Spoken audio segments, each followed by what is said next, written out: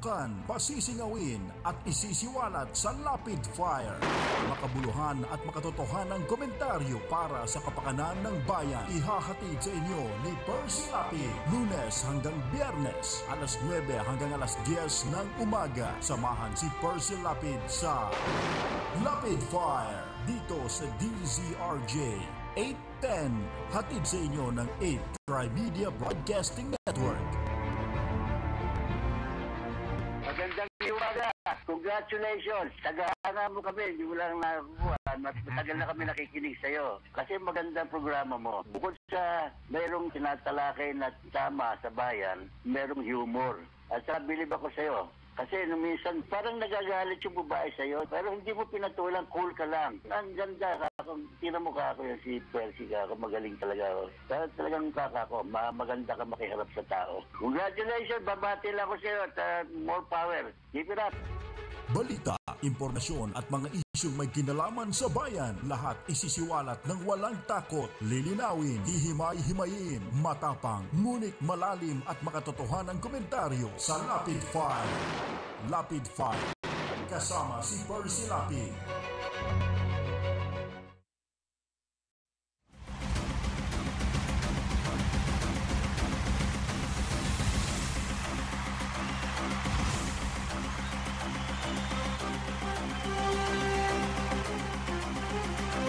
Magandang yumaga. Ito po si Percy Lapid. Ito po si Rose Novenario. Ito po naman si Peter Talastas. Magandang umaga po sa lahat ng ating tagapakinig ng Lapid Fire ni Percy Lapid. Ito po si Atong Ma.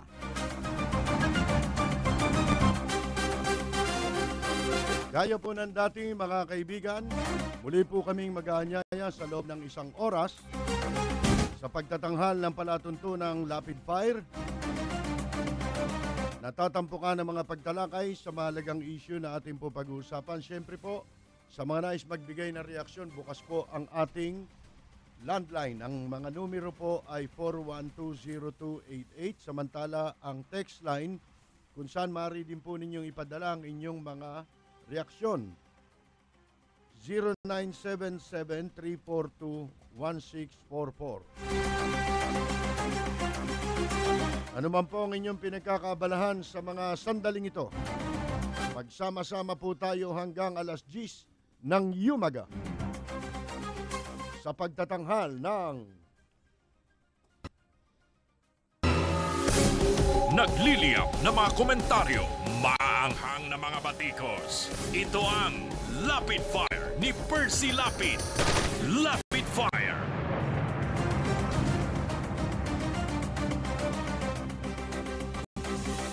Si Secretary Herminio Sani Coloma ay tinawag na gago. Sa ito namang ARMM government, mga kaibigan, ay nananawagan sa mga host ng Itbulaga. Pag-uusapan din natin yan, ha? Sapagkat ito po, sabi nila, dapat daw mag-apologize. Ito pong mga host ng Itbulaga. Pero naman pong humihiling sa Supreme Court na ipatanggal na raw si BP Binay bilang presidente ng Boy Scout of the Philippines. Kasi matanda na siya. At nasa Boy Scout ka pa. At ang CA naman po ay binasura yung pakiusap, yung petition ni Junjun Binay dun sa second suspension order. Ayun, shoot sa basurahan. Samantala, si Erap naman, nito pong nakaraang Todos Los Santos, mga kaibigan, ibinawalang epal maliban sa kanyang sarili. Hindi pala ano yan, Erap Epal Estrada pala yan. Lahat po nang yan, mga kaibigan, kabilang sa mga pag-uusapan natin hanggat may oras po tayo, no ha? Pero mainit pa rin ho yung tinatawag na issue tungkol dyan sa nangyayari po sa Laglagbala International Airport. Siyempre, Laglagbala nga. Kaya nga, tawag na ngayon dyan ng mga kababayan natin sa ibang bansa, ang akala nila napalitan na pangalan. Mula sa Ninoy Aquino International Airport ay ginawa na pong Laglagbala International Airport. O kaya Tanimbala International Airport. Lahat po ng yan, mga kaibigan, ay ating pag-uusapan sa umagang ito. Tumawag lamang po kayo sa mga nais magbigay ng kanilang reaksyon. Ang balitang ito ay hatid sa inyo ng Hataw. Number 1 sa balita, basta tabloid, Hataw. Nagliliyap na mga komentaryo, maaanghang na mga batikos. Ito ang Lapid Fire ni Percy Lapid. Lapid Fire. Matindi po naging reaksyon ni ni dating DILG Secretary Rafi Alunan sa mga binibitiwang paliwanag at statement nito pong walang kwentang communication secretary na si Herminio Sani Coloma. Nung una, ako lang nakakahalatang tarantado ito. Ang tagal-tagal na di ba? Dami na. Ngayon, sino ngayon? Di ba? Oo. Alam nyo, sa programa po namin, wala kaming babatikusin dito na hindi na matinong tao. Oo, tama. Pag alam naming matino, nabatikos namin matinong tao, hanggang doon na lang kami. Oo. At pwede rin kaming humingi ng paumanhin kung kami po ay nagkamali dahil tao lamang tayo para Tama. magkamali. Pero kung talagang sa simulat sa pool, nakita na natin na ito po pala kamag-anak ni William Plastic Gatchalian. Mga plastic po ito, mga moron. Itong mga nasa pamahalaan, matagal na ho yan. Sino-sino mga unang nabatikos ng programa natin kahit dun sa kabilang himpilan pa tayo. Si Dilima. Hindi ba nag-rally pa tayo? Ano nangyari? Di ba? May nangyari ba sa pagkakaupo ni Dilima sa DOJ? Wala naman Oo. Ngayon, ito naman, si Secretary Herminio Coloma, ito'y gago. Ayon po kay Rafi Alunan. Yun. Hindi po ako nagsabi niyan. Ito daw si Sani Coloma, gago. Naku. Gago! Tawagan mo nga yung gagong yan. Oy, nasa abroad siya, na delegate siya sa UNESCO. Oo, ngayon. Sino? Nasa abroad ba yung gago? Yung gago. Lalong malolo. Kailan kaya babalik yung gago? Isang linggo Sana huwag lang bumalik. Sarap O pa. pagkatapos pa raw na 1 linggo, tsaka babalik ang gago. May babalikan pa kaya? Si Gago Coloma. Oo. Tayo nun, Kolokoy Kolokoy. Eto, mas matindi po pala si Alunan. Secretary Alunan. Sabi niya, gago! Baka magkaroon ng programa to sa radyo. Oo. Ang pamagat, hoy, gago! Mga kaibigan, ang sabi eto, nag-post sa kanyang Facebook, si Rafi Alunan, yung Friends of Rafael Alunan III. Ang pangamagat nung kanyang acronym nung forma. Ewan ko kung ano pinoforma nito. Ito daw, sabi niya, si Coloma, dapat niyang malaman, maintindihan ang lawak ng mga kaso at yung impact sa bansa kahit nakukunti lamang yung sinasabing nahuhulihan daw ng bala sa airport. Hindi ho konti yun. Ang konti ho, isa. Oo. Pag dalawa ho, marami na. Nag-aral naman tayo pare-pareho ng grade 1 Oo. Sa grade 1 pa lang, ituturo sa'yo, pag konti, isa. Isa. Di ba?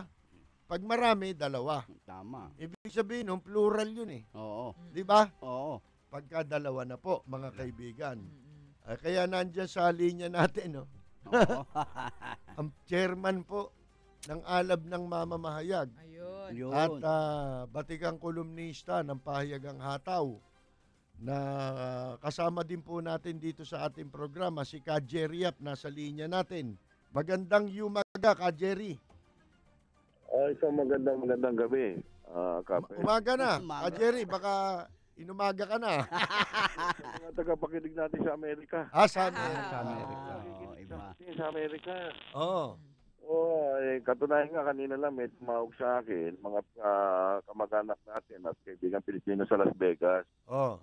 At mabala nga sila dito sa mga issue ng laglag bala Oo. dito sa ating airport. Oo. Diba? At kaya nga ako gusto ko lang ibahagi sa ating tagapakinig. Yung nangyari kahapon naman. Oo, meron na naman eh. Meron. Meron isang 65 na anyos na Babae. Lola. nakita sa x-ray machine ng bala. Alam mo, napakaganda ng ginawa rin kahapon. Dahil nagpanik agad yung matandang babae. Ang ginawa ng mga otoridad sa x-ray machine, hindi ginalaw yung bala. Ginordon. Sabi doon sa matandang babae, kung mari po, kung may abogado kayo, papuntahin po siya abogado dito. Bago natin buksan yung bag. Sabi gano'n. Makalipas sa 6 na oras, dumating yung lawyer, di ba? Ang abogado mismo nung matandang babae. At ang pinagbukas pa nila, yung abogado, doon sa bag mismo nung 65 anos na babae. At bago yung sinagawa yan, idinan ulit sa x-ray, tinuro doon sa abogado, ayan ho, kita ho sa mga x-ray, sa monitor na may bala. Sabi ng lawyer, hindi maaaring mangyari yan, hindi gagawin na itong matanda. So, ang nagbukas ng bag, yung abogado, isa-isang binuksan. Doon sa loob ng bag, may side pocket, nakakandado pa yun Nung binuksan, may nakatahi pang portion doon. Walang laman, pero may nakabukol na maliit na bagay. So, hiniwa, binuksan, may bala nga.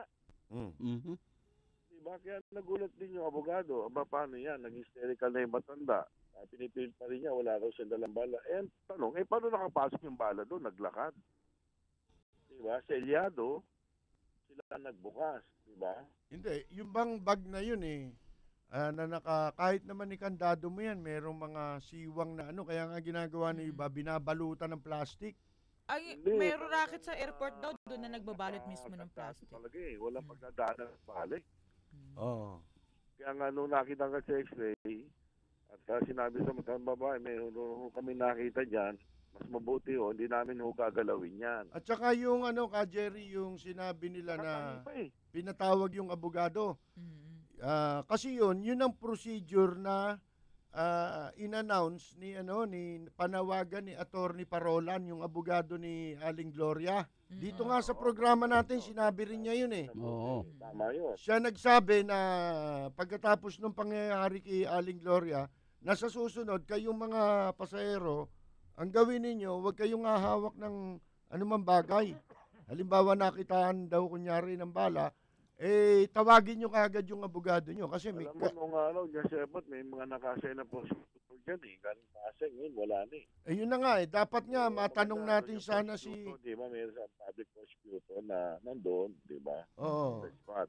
Si Secretary Kagiwa. Di ba? Kaya Hindi. nung nakita na yung bala, binasa na Miranda Doctrine na yung matandang babae. Oo. Oo. At saka meron pang isa Jerry, yung kinokontak namin si Persida Acosta, yung hepe ng PAW na siguro ito pagkakataon para dapat makapag-designate na ng mga PAW lawyers doon sa airport. OFW. Oo, para magkaroon kagad ng presence ng abogado. Oo, doon sa mga OFW natin dahil wala namang kakayahan kumuha din talaga ng private lawyer yung mga yan. Hindi, tsaka yung immediate. On the spot, may abogado agad. Oo. Ay, andyan na pala si Ross. Pleto na kami. Isang linggo Lag pa. Laglag pa rin yan. Laglag ba yan? Takot nila sa itsura ko, mukha akong haragan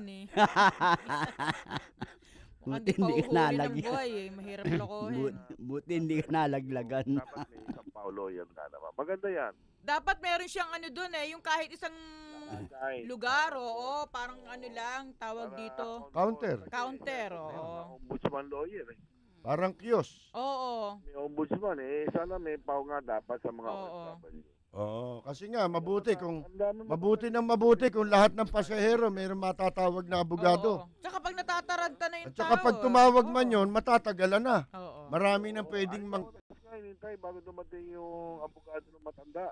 Oo. Ngayon, kung may Paulo yan doon, na may pang araw, may pang gabi, di ba?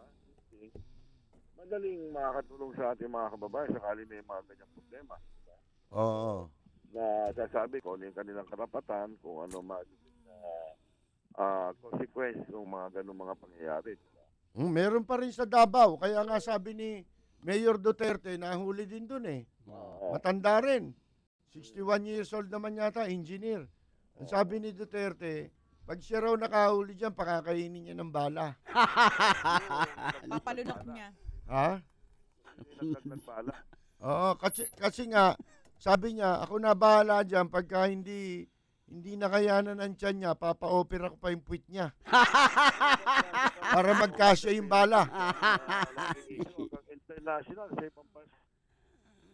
Oo, Nasa nakakahiya na eh. Time Magazine, BBC, Washington Post, Yung New York sinasabi ko, Times. kung may bala man, Ano? wala naman tayo nakikitang purpose na pwedeng gamitan ng bala eh. Oo. Ba't ang gawin na lang, hindi na lang gawin nila, mag-ipon sila ng bala. Kumpiskahin na lang nila yung bala. At huwag na silang mang-abala. Di ba? Tama. May nakausap ako isang matanda taga-probinsya. Pinapahay niya sa mga anak niya, magdala ng bala. Magdala ng bala. Bala, panlaban daw sa gayuma, sa mga mangkukulam. Yun naman ang pinapayo niya. Isipin mo yan. Kuha na tayo ngayon eh. Information technology, unlad na. Hanggang ngayon, naniniwala pa sila sa Encantada. Yung American missionary, di ba? Ikaw ba maniniwala ka magdadala ng isang pirasong bala rin yun? Oo eh. Yun na nga eh. Pero nakita mo, silyado yung bag. May bala sa loob. Pwede namang hiwain yung nun, di ba? Yung zipper. May nagagawa silang paraan dun eh. Pero teka muna, Ka Jerry, huwag ka muna alis ha. Magbibigay daan lang tayo sa ilang mga mahalagang mensahe mula sa ating himpilan. Babalik po kami kasama si Ka Jerry Yap sa pagkatapos lamang ng ilang saglit. What can you say in 1 minute? BBC Minute at 7 GMT. BBC Minute with me, Vic and Dad. It's 9:30 in the This is still a The BBC Minute is the world's news stories in 60 seconds. BBC Minute. The world in 60 seconds. BBC Minute. This is the BBC Minute. Tune in to the BBC Minute. Weekdays on DZRJ 810 AM, the voice of the Philippines. Ladies and gentlemen, ito na siguro ang pinakamabilis na radio commercial mula sa IBU Fluid Medical 400. May Rapid 400 formula, kaya kumpara sa isang mefenamic acid, mas rapid kumalat, mas rapid tumalab, mas maagang magpaginhawa ng matinding sakit. Lipat na sa Medical 400, the fastest medical for the worst pain. Ibuprofen is the generic name of Medical 400. If symptoms persist, consult your doctor. Magpapatuloy po tayo mga kaibigan. Pinag-uusapan pa rin ho natin itong mga nangyayari sa airport na hindi na tumitigil. Araw-araw na lang halos. Umabot na hanggang Davao. Baka mamaya yan, buong international airport nangyayari na yan. Nakapagtataka naman eh. Ba't umaabot sa ganitong magnitude? Kahit na sabihin mo, gagamiting anting-anting. Di sana kumpiskahin na lang, hindi ba? Bala lang yan. Wala ka naman paggagamitan yan. Wala naman purpose yan. Di kumpiskahin. Talaga naman bawal yung bala, hindi ba? Pero para maabala pa yung tao. Parang lang, di ba? Pabango, yung mga liquid ganun bawal. din. Hindi ba, Ka Jerry? Nawala na si Ka Jerry sa linya. Kala ko nandiyan pa eh. Tatawag ulit yun, Bueno, mga kaibigan, ito tinawag nga na gago ni Rafi Alunan. Secretary Rafi Alunan, dating DILG. Naggago itong si Alona. Stupid. Coloma. Stupid. Si Coloma raw ay stupid. Ayan po, dahil nga sinasabi niya ito'y isolated cases lamang. Yang nangyayari sa isolated pa ba yan? Sinabi niya yun yung Friday, nung press briefing. Sabi niya, ilagay natin sa tamang konteksto libo-libo ang gumagamit ng paliparan. Ilang kaso lang yung sinasabi niyo. Kailangan pala maging libo rin. Oo. Aantayin mo pang ganon, di ba? Araw-araw. Pagka pala may nangyayaring nakawan dyan, pag pa isa-isa, wag mong intindihin. Yun ang ibig niya sabihin, ano? Oo, mayat maya nangyayari. Anong tawag? Kalus? Absurd. Ano ba yung kalos? May kalyo? Hindi, yung sabihin nun, manhid. Kala ko yung, Hindi ito, hindi kala ko manhid. yung kinakain eh. Tanga yan, hindi manhid. Tama si Alunan, gago. Gago nga ito. Oo nga, di ba yung gago, lahat na nung kawalang yan, nasa isang Andun na salita yun, lang, gago. gago. Tayo nga, kulokoy lang eh. Gago pala ito si O yung Kuloma gwapo nito. ni Alunan, kaya pala niyang bumatikas ng ganun, ano? Gago. Gago. Hindi, napuno na eh. Oo. Hindi naman dating ganyan yan eh. Oo. Mahinahon na tao yan eh. Saka nasanay siya kasi nung panahon nila nung administrasyon ni Ramos, di ba? Pag may ganyan, sibak agad dyan. Isipin mo mahinahon na tao, nagsasalta na ngayon ng gago. Oh, yun. Sa visit eh. At tinawag niyang gago. Ito si Kuloma. Kuloma, gago!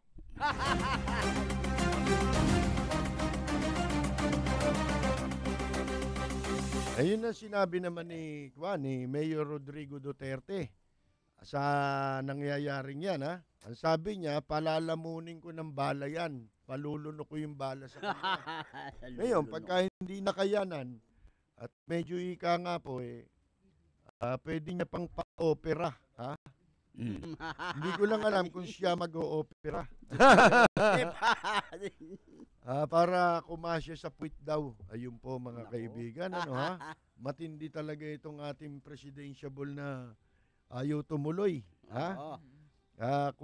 Tanimbala, ayan. Nahuli kasi doon isang engineer, di ba? Noong nakaraan din, ito rin nakaraan, 60 years old. Pumunta lang doon para gumawa ng tungkol doon sa project nila siguro. Doon sa water district doon, di ba? May project sila. Planted daw yung bala eh. Sabi ni Duterte, I think the bullets were already planted in his bag in Manila. Sa Maynila pa lang. Ibig sabihin may contact na sa Davao. No? Oo, ginagawa na nila yan. Sindikato talaga, no? Yan po mga laking pera yan. Yun nangyari sa reporter na pinag-uusapan nga natin, di ba? Kaya yan po ang matindi, ha? Hindi mapatigil. Ang mahirap po, ngayon, ang Malacanang, ngayon lang nagsasabing paiimbestigahan po yan. Kaya nga, umabot na sa yung kahihiyan na sa buong mundo, no? Akala ko ito si Noynoy, 50% Ninoy, 50% Cory. Yung pala 100% Cory. Hindi decisive. Sa pagdating doon, ha? Pareho sila ng kanyang nanay, hindi decisive. Napakatagal nilang mag-react sa kaso na yan. Simpleng bagay lang yan. Simpleng police matter lang yan. Totoo. Kayang-kayang gampanan yan, mga kaibigan, ng kahit na sinong investigador sa National Bureau of Investigation. Hindi na nga ho kinakailangan yung kaya lang sinasabi siguro ng mga OFW na dapat si Grace po tsaka yung mga senador pa na tatakbong presidente magpa-imbestiga sa Senado katulad ni Miriam. Ay nako, walang mangyayari ho dyan. Kasi po, napakaliit na bagay para hindi marisolba ng ating mga kinauukulan ng mga law enforcement agencies natin. Petty crime nga yan kung tutuusin. Unang-una mo dapat gawin dyan, imbestigahan, di ba? NBI ang papasukin mo dyan. Sigurado eh. At saka yung DOJ secretary, bakit hindi niya ipag-utos na lahat ng kasong tungkol sa bala, di siya na mismo mag-assign ng piskal doon. Tama. Hindi ba na directly magre-report sa kanya? Tama. Hindi ba? Merong siya, special prosecutor na i-assign doon. Kasi nagawa ni Dilima yun eh. Sa drug cases. Lahat ng pag-upong ni Dilima, mas pangit pa nga yun eh. Basta droga, dalhin niyo sa akin ang kaso. Kaya wala nangyari sa mga kaso ng droga. Buti pa itong mga kaso na ito. Yung buti pa nga yung bala, sinasampa nila, no? Nagpapiansa yung mga tao na masumasampa sa husgado. Maghahagilap ka pa ng pera para ipamyansa mo, mahal ang piyansa yan eh. 80 mil yata eh. Mga kaibigan, dati yan, 200,000 yan. Mabuti na-reduce na yan. Ngayon, bakit hindi na lang bigyan niya ng direktiba? Alin sa dalawa? Mag-assign siya personally na magre-report sa kanya sa airport para sa mga kasong involving itong mga tanimbala na ito. O kung ano man yan.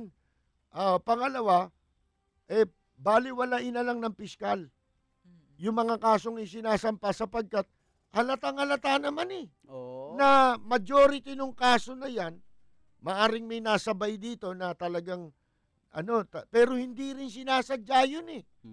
Hindi ba? Wala ka namang intensyon na gamitin sa krimen yan. Dahil isang bala lang yan, wala ka naman dalang barel. Saka di ba pag halimbawa yung pulis ang sa PNP sa airport, dapat bago naman nila isasampa sa piskalya, pinipirmahan din ng hepe nila eh. Alin? Dapat sa level pa lang ng pulis, ma-determine na nila na hindi dapat makarating na sa piskalya. Kaya nga, baliwala lahat yan kung hindi mag-iimbestiga ang NBI at saka walang nahuhuli sa gumagawa niyan. Dapat matuklasan talaga. Paano yan? Katulad niya, merong nag-post sa Facebook. Ay, nirepost ko nga eh. Nung isang araw daw, Sabado aalis yung kamag-anak niya yata. Nung nasa taxi na siya, bumaba ng taxi, nagkaroon siya ng kutob. Na baka may bala yung niya. Yung bag. Nung buksan niya, meron nga. Kaya hindi na siya tumuloy. Bumalik siya ng bahay. Ang kutob niya, yung taxi naman na nagtanim. Contact na rin nila. Marami na sila. Sindikato na to sa madaling sabi. Kaya kailangan na po NBI dito. At marami na naglagay dyan. Ang dami na. Pinagkakwartahan nila. Ang dami na yun. Ilan yun? Baka mas marami yun kaysa isilang pa nilang demanda. Si Abaya, kung tutuusin, dapat unang kaso pa lang kumilos na. Dati namang military yan eh. Bakit ganyang kakupad mag-desisyon yan eh? Paiimbestigahan din daw. Wala. Wala na pala yung pinag-aralan mo sa PMA. Naging military ito sa panahon na 2-5 na kasi. Ang general. Apo ni Aguinaldo yan. Ayun. Mga kaibigan. Yun nga, di ba? Yung ugali ni Aguinaldo. Walang kwentang tao. Mga walang kwentang tao. Yan si Abaya. Ang daming problema niya sa LTO. Isipin mo, wala tayong lisensya. Ayaw nang i-deliver nung supplier kasi hindi raw sila bayad. Mga kaibigan, di wala na yung lisensya na yan. Anong taon na tayo ngayon? Bababa na kayo next year. Tapos yung MRT, LRT, tinaas yung pamasahe. Tapos bulok pa rin yung serbisyo. Lahat ng mga ipinatupad nito laban sa interest ng mamamayang Pilipino. Kaya baliwala yung pinag-aralan, sabi ko sa inyo eh. Yung pinag-aralan, maganda lang yan. Pakinggan. At magandang tignan yan kung may mga nakasabit kang diploma. Pero kung lahat ng yan, mga doctorate, masteral, meron ka nga yan. Pero yan naman, gagamitin mo laban sa kapakanan ng taong bayan, no silbi niyan. May halaga ba yan? Walang halaga yan, mga kaibigan. Mabuti pa yung mga guro na merong mga masteral mapasok. Ayun, may kabuluhan yun eh. Nag-share ng knowledge. Kasi po, tinuturuan nilang hubugin yung mga kabataan, di ba? Tama. Sa pamamagitan ng pagtuturo. Pero ito mga ito, makapwesto sa gobyerno eh. Kailangan mo kasing requirement, meron kang masteral at may doctorate degree ka pagka yung mga matataas na pwesto. Meron ka nga yan. Hindi mo naman magamit yung mga yun. Para sa ikabubuti ng bansa natin. Para saan po yun, mga kaibigan? Ang oras po natin, 9:30 na po sa buong kapuluhan, kasama po ang Saba. This time check is brought to you by IB Fluid Medical 400, the fastest medical for the worst pain.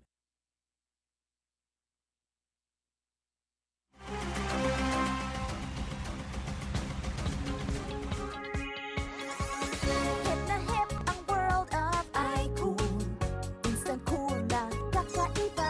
iQOO ka lang, iQOO ka lang. iQOO menthol gum ang akin is bubble chum. Chill at the world of iQOO. Cool na cool sa sarap.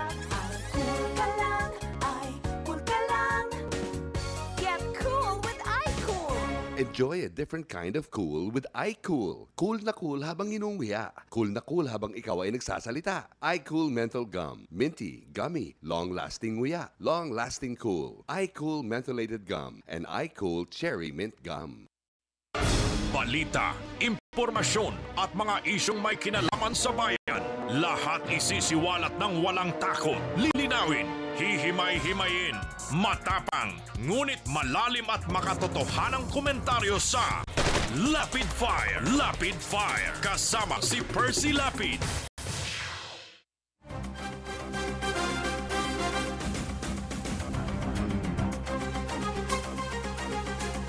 Magpapatuloy po tayo. Merong humihiling po sa Korte Suprema na ito daw pong si Vice President Jejomar Binay dapat daw tanggalin ito sa ideklara na matanggal na ito sa Boy Scout of the Philippines. Yan ang hiling po sa 12-page petition ng abogadong si Jesus Nicardo Falsis III. Ang sabi po niya, dapat daw ito si Binay tanggalin dyan para magpatuloy pang manungkulan dyan dahil yan daw po unconstitutional. Ayun, mga kaibigan, unconstitutional daw yan. Dahil sa konstitusyon may mga kung ano-anong worse. Puro na lang tayo konstitusyon, wala naman natutupad. Wala naman sumusunod sa konstitusyon natin. Baliwala rin po yan, mga kaibigan. At nagpapaliwanag pa itong kampo ni Binay, sabi, raw yan, hindi raw tama yun. Mali daw yun kasi hindi naman GOCC yung BSP. Yung Boy Scout of the Philippines. Yan daw BSP, mga opisyal dyan, hindi government officials, pero mga mga volunteers lang. At sila'y ibinoboto. Yun nga masama Kaya dapat tanggalin. Halimbawa lang, kung sa akin lang, kailangan pa ba ng konstitusyon para tanggalin si Binay? Kayo nga, ang tatanungin ko. Kailangan pa bang ideklara ng Korte Suprema para tanggalin si Binay bilang Pangulo ng BSP o ang sino man o lahat ng hindi mabuting halimbawa o ehemplo para sa mga kabataang Boy Scout? Kailangan pa ba ng Supreme Court dyan? Wala ba kayong sentido komon? Na yan, mandarambong yan. Tapos gagawin mong presidente, pinuno ng Boy Scout. Ang Boy Scout, in my honor, puro ganun yan, di ba? Laging handa. Laging handa sa pagtulong sa community. Bata ka pa lang, doon tayo inuhubog, di ba? Tama. In my honor, ano ibig sabihin sa Tagalog nun? Parangalan. Parangalan. Sa dangal mo. Mga kaibigan, yung bang ang pangit ng halimbawa mong ginawa mong presidente ng Boy Scout na leader natin mandarambong. Isang truck ang kaso. Para ka naglagay ng baboy, na ginawa mong bantay ng darak. Para ka naglagay ng kambing, gagawin mong bantay ng repolyo. Ganun lang po kasimple, common sense. Alam nating hindi nyo gagawin yun Kung meron kayong tanim na repolyo, ba't ka maglalagay ng kambing dun? Di ba? Para bantayan yung repolyo. Lalamunin yung repolyo, mauubos yung tanim mo. Buong pamunuan ng Boy Scouts, dapat nga paltan lahat yan Dahil sila yung magkakasabot dyan Mahirap bang isipin yun? Hindi ba kaya hindi ba abot ng inyong sentido komon na ang dapat maging presidente ng Boy Scout of the Philippines yung isang taong merong malinis na record para maging mabuting huwaran sa mga kabataan. Yun ang tama. Dapat nga ginagawan leader niya, ine-elect niya kamukha ni Mayor Alfredo Lim Yun. Di ba? Kasi marami siyang maraming halimbawa na susundan sa kanya ang mga kabataan. Hindi ba? Maraming kasaysayan si Mayor Lim, pulis pa lang. Paano siya nagsimula? Yun ang dapat matutunan ng mga kabataan natin, mga kaibigan. Hindi maglalagay ka ng Presidente. Ang kapal ng mukha nito. Presidente niya ako ng Boy Scout of the Philippines. Ha? Ayoko na. Ayoko na mag-Boy Scout. Girl Scout na lang. Nagliliyap na mga komentaryo, maanghang na mga batikos. Ito ang Lapid Fire ni Percy Lapid. Lapid Fire. Diba? Mag-Girl Scout na lang tayo. Mga kaibigan.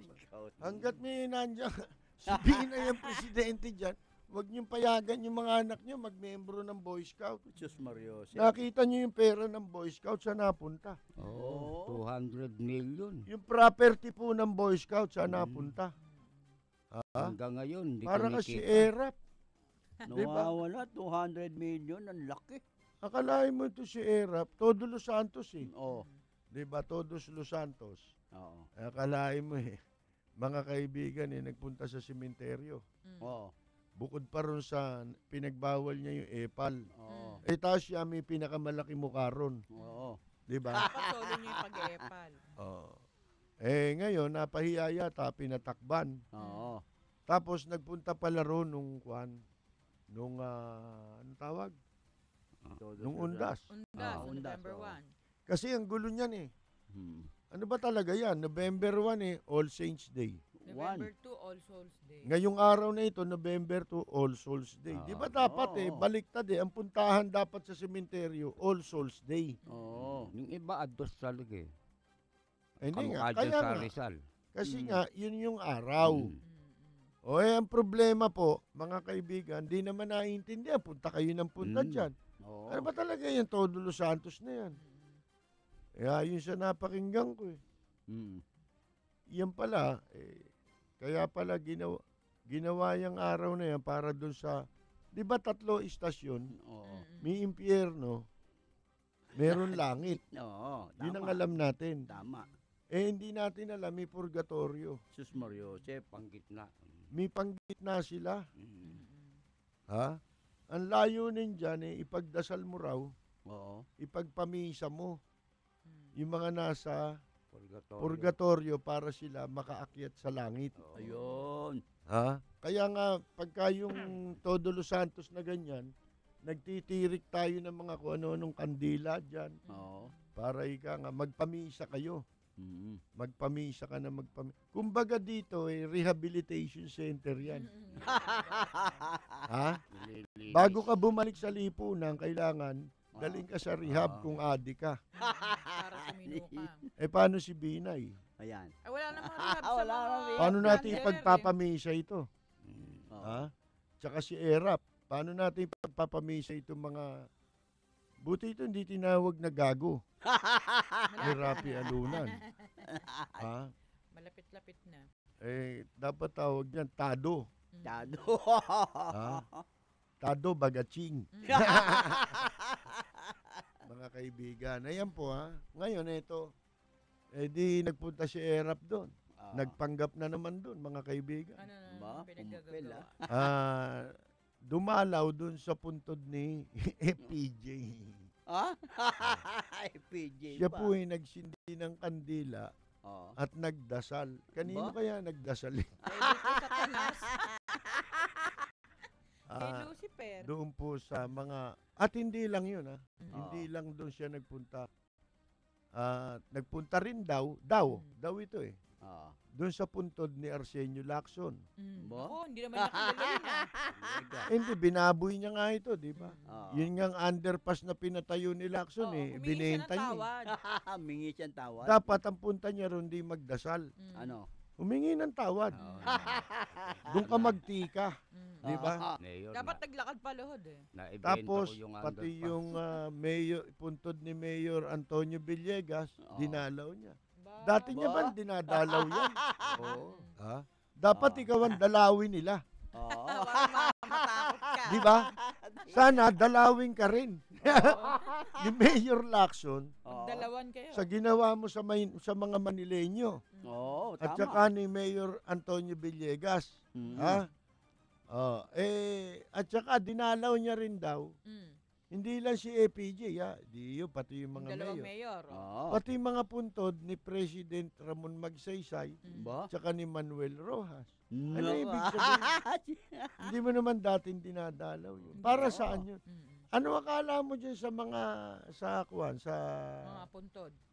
sa mga puntod, beer house? Tsaka Ano siya, puntod hopping? yung litrato. Ginawa mong nightclub yung sementeryo. Yung litrato, bawal epal, di ba? Siya personal mismo eh. Nagpunta siya sa... Mas epal lang ginawa mo. Di ba? Ay ngayon, ang sabi niya, tinanong siya bakit wala si Grace po? Yan. Hindi na raw niya pinagbigay alam kay Grace po. Nabibisita siya. Siguro iniwasan siya ni Grace po. Hindi niya maisasama yun. It's better to be alone so I can pray more deeply. Hayop.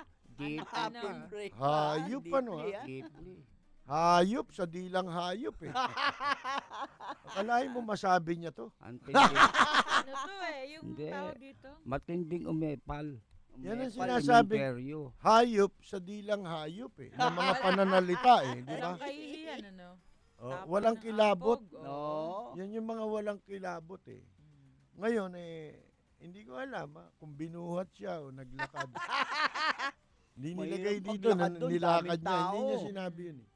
Ang sabi lang, nakasuot pa rin siya ng jacket. Yun. Ba? Jacket. Ang init. Nahamon ka namin Ang init Magsuot ka ng short sleeve. Oo. Para mapatunayan natin yung balat mo hindi nga nangingitim gaya ng mga kumakalat na na balita. Ha? Oo. Yun, nagkakakaway daw doon sa mga tao. Ba't kumakaway? Meron daw na starstruck. Ano? Starstruck. Onlookers. At saka yung lumagpas doon sa kordon ng security at para makipagkamay. Alam mo, ang inaantay kong dalawin niya yung pinaglibingan kay Bobby Dacer. Tama. Oo, tama yun.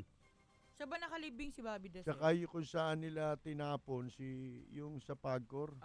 Si Bentain. Yun, si Bentain. Yun ang inaantay kong dalawin niya. At higit sa lahat, inaantay ko dalawin niya rin yung nanay niya. Ba't di mo dinalaw yung nanay mo? Ba't kung sino-sino ang mga pinagdadalaw mo? Hindi mo naman kilala.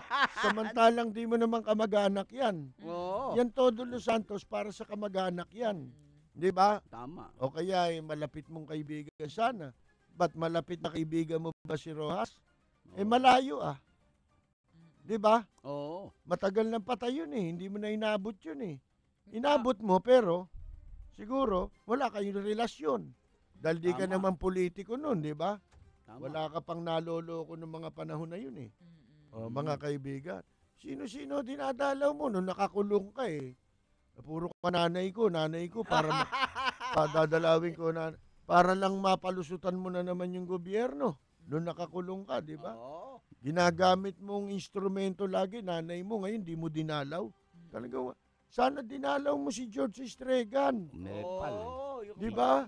Jinggoy. Yun ang mga pinagdadalaw mo sana. Hindi, buhay pa si Jinggoy. Nagdadalaw mo na. Buhay pa ba? Kala ko pambira talaga. Si Jinggoy buhay pa. Buhay pa ba? Ba't mo naman... ang tawag ang naman gusto sa mo akin naman, ng pagtirikan na kaagad ng kandila. Tagal na wala buhay pa si Jinggoy. Kala ko wala na sa mundo Yung nanay niya, di ba? Nasa linya na natin, sino? Meron tayong report, Pakikinggan natin ang isang report.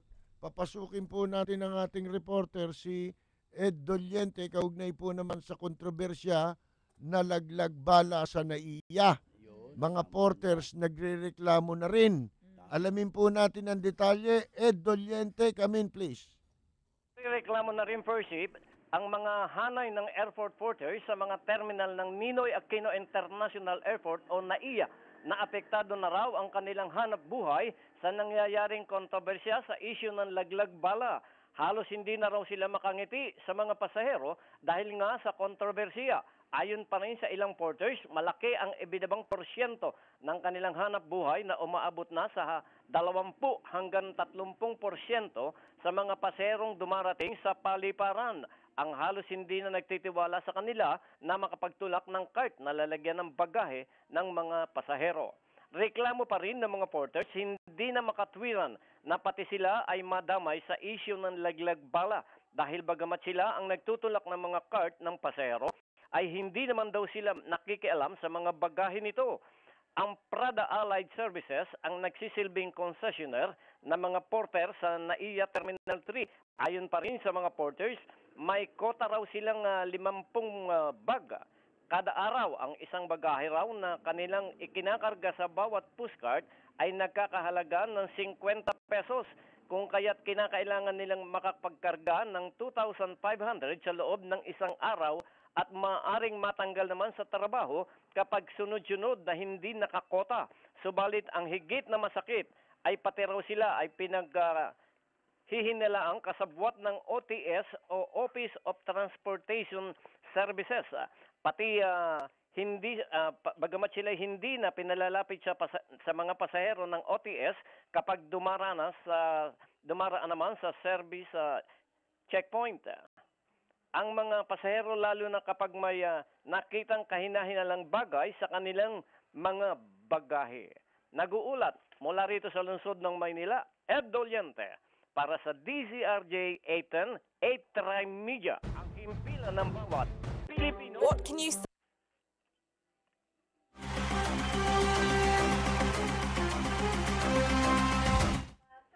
Maraming salamat. Yun po ang report ni ni Ed Doliente. Pasensya na po, medyo nagkakaroon tayo ng ano rito eh. Alam mo ko, mahina ako sa pindutan eh. Magaling lang ako sa hindi na bale. Mga kaibigan, pakinggan muna natin ito ilang mga paalala. Ladies and gentlemen, ito na siguro ang pinakamabilis na radio commercial mula sa IBU Fluid Medical 400. May Rapid 400 formula, kaya kumpara sa isang mefenamic acid, mas rapid kumalat, mas rapid tumalab, mas maagang magpaginhawa ng matinding sakit. Lipat na sa Medical 400, the fastest medical for the worst pain. Ibuprofen is the generic name of Medical 400. If symptoms persist, consult your doctor.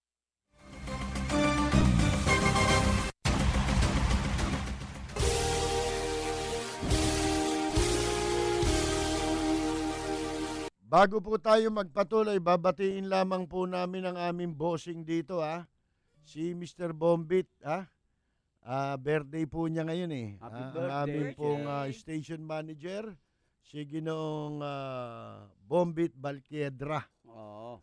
Alam niyo naman, kilala naman ninyo ang airpat niyan, di ba? Si LBJ. Dati, mga kaibigan ko yun eh. Naimbitahan ako noon eh, nung araw eh. Nandun ako sa kabilang himpilan. Tuwing Christmas season, nagpapaparty yan sa mga broadcaster, iba't ibang himpilan. Oo.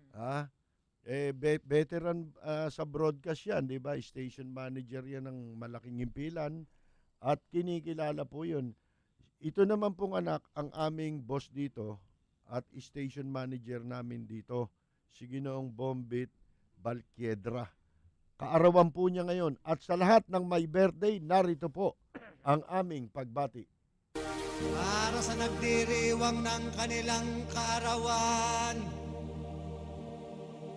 happy birthday ang bati ko, ang bati namin sa iyo.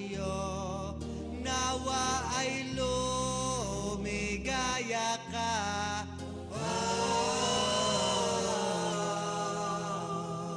at abutin mo pa sana ang maraming kaarawan.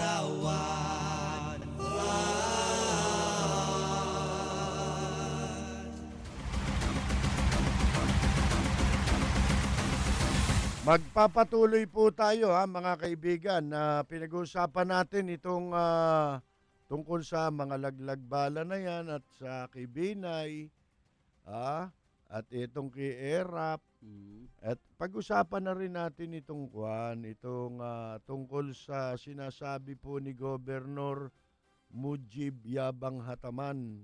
Hambog Hataman. Hambog Hataman ba to? Ang haba ng pangalan nito. Kasi kung ako tatanungin mo, ang dapat na idagdag sa pangalan nito, ito. Ay, Governor Mujib Hambog Balasubas Hataman. Ay, haba. Nasuba ako nito eh. Ay, ano ba? Oo, nung bago ito ma-appoint na governor, akalain mong may inutusan yan eh. Ako hinanap eh. Yung tarantadong taga-Tondo. Na bataan-bataan ni Babalo dyan sa Malacanang. Sino yun? Si Llamas. Si Llamas, Comus Ilyamas Hontiveros. Nilyamas y Hontiveros, Spanish. Ano naman tayo, hindi tayo marunong yan. Ang alam ko lang dyan si para buto ng sili. No para buto ng pipino. Hanggang doon lang po ang Spanish ko. Ngayon, ito sabi, dapat daw humingi ng tawad itong mga host ng Eat Bulaga. Kasi nung October 31, nagsuot sila ng Muslim attire. Yung damit ng Muslim, yung gab, anong tawag doon? Mga kaibigan, yung damit ng Muslim na sinusot para sa Arabo. Oo. Bakit nga naman itinaon na Halloween? Ano bang akala ninyo niya dyan sa damit namin? Yan ba'y damit ng multo?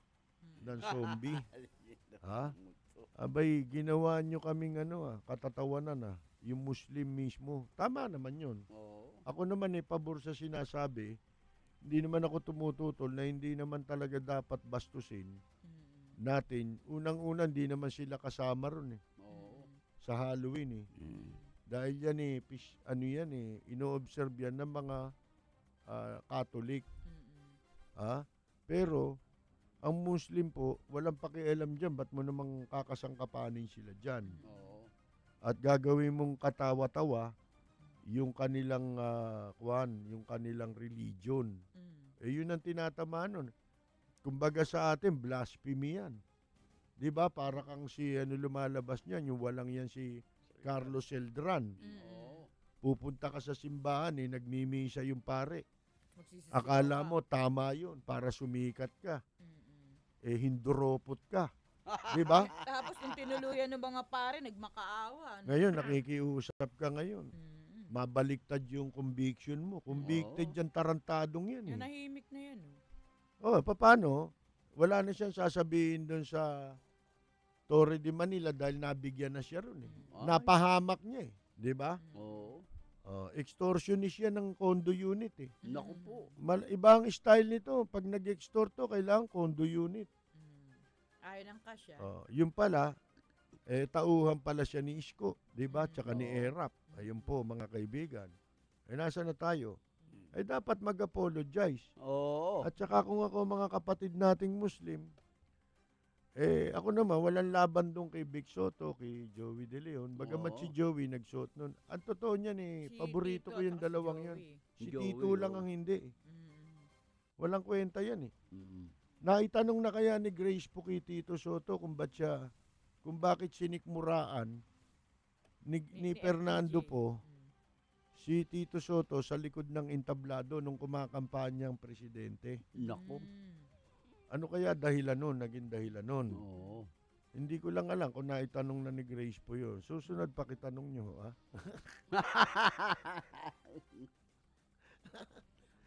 ngayon, dito naman, sa isa pang showbiz natin na ito, ang gaganap daw na Darna, hindi na si Angel Locsin. Sino na?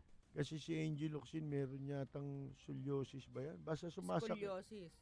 Scoliosis. Sa eskwela ba nakukuha yun? Scoliosis. Kaya tinawag daw na scoliosis yan. Yung mga nag-aaral, nagsusuot ng backpack. Magkakasakit ka ngayon sa likod. Ganun ba yun?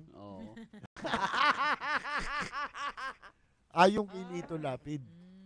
Kaya bawal, gusto ni Lito Lapid. Yung weight ng bag. Gusto niya limitahan. Kasi raw, baka yun ang iniisip ni Lito Lapid, magkakaroon ka ng scoliosis. Mga kaibigan. Hindi, ano ko lang yung pinagtagni-tagni ko lang. Para may masabi lang ako.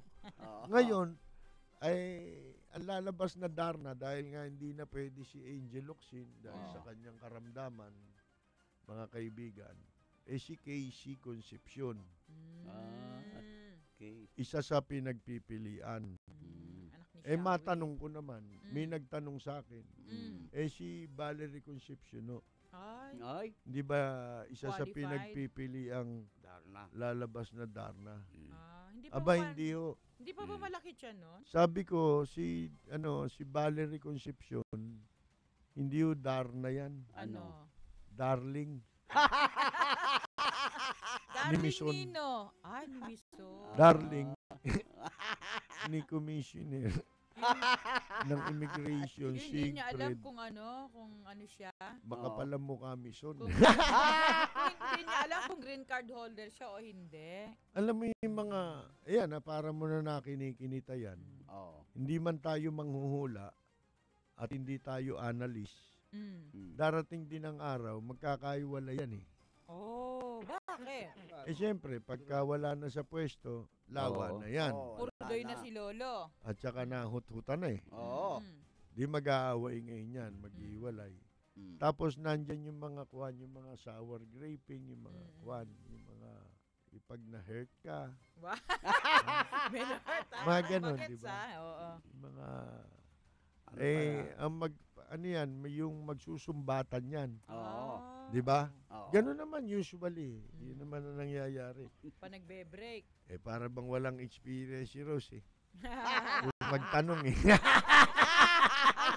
Inosente ho ako sa ganyan. Ganon. Di ba may sumbatan yan? Siyempre, sasabihin ni Mison, nung nasa pwesto ko eh. Di ba? Buhay Reyna ka eh. Tapos sasabihin naman siyempre si Valerie, hindi apektado yun. Oo. Dahil from the very start, alam mo na yun eh. Oo. Na hindi siya si Darna eh. Kasi siya si Darling. Si Darling. Darling. Lahat ng klaseng sumbatan, maririnig mo na yan. Baka sabihin. Nung di ba, merong nagkatagpo nga eh. Sa isang nightclub. Isang babae, isang lalaki. Sabi nung, yun pala, pareho sila.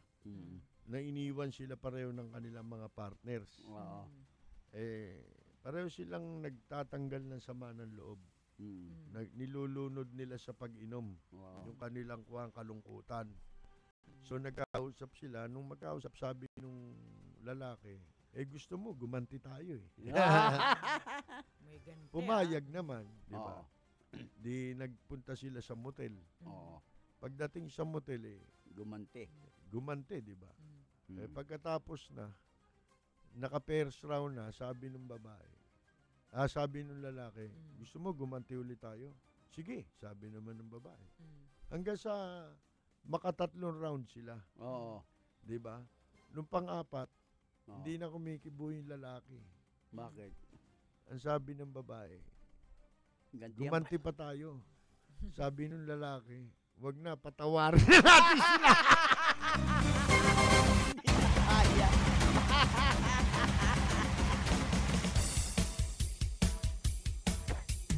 Percy, Lapid, Fire! Percy, Lapid, Fire! Tapang mo'y kakaiba, walang takot sa pagbira, oh yeah! Oh yeah! Kapag mayroong anomalya, ibubulgar na talaga, oh yeah! Oh yeah! Mga kurap sa gobyerno, ibibisto ng walang reno, maging ikaw man ay politiko. Artista man o kahit sino, pasasabugin ang baho mo. Sa Lapid Fire, walang sinisino.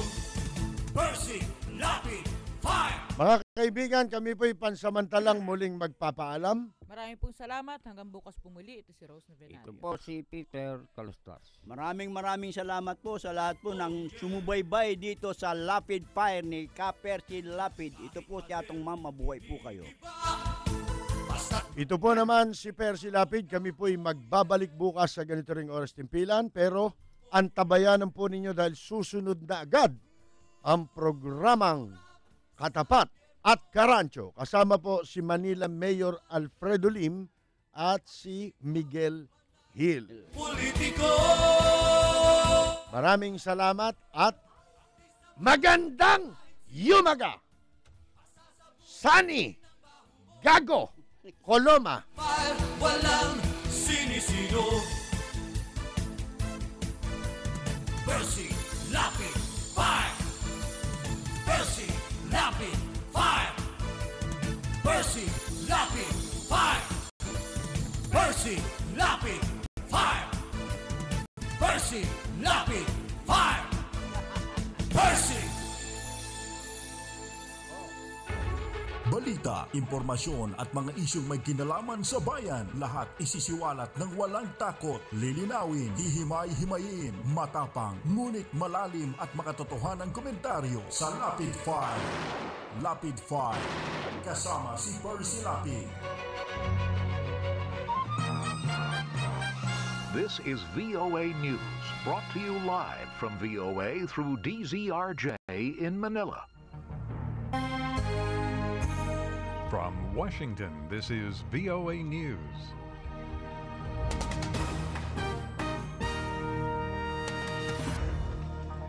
I'm Dave DeForest reporting Turkey's ruling party in the lead.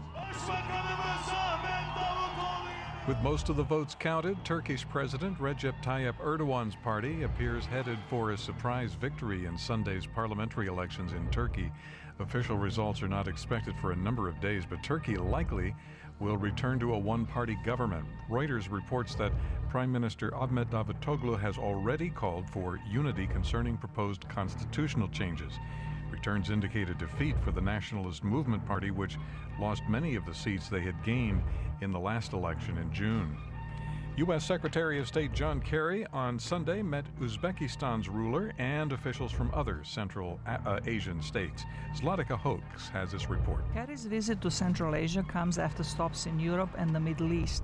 Leaders of the 5 former Soviet republics are concerned about the resurgence of the Taliban in Afghanistan and the recruitment of their people into terrorist organizations such as Islamic State. Kerry addressed these concerns at the meeting in Samarkand. In this particular moment of history, economic and security issues go hand in hand. They reinforce each other. Earlier Sunday, Kerry met with Uzbek President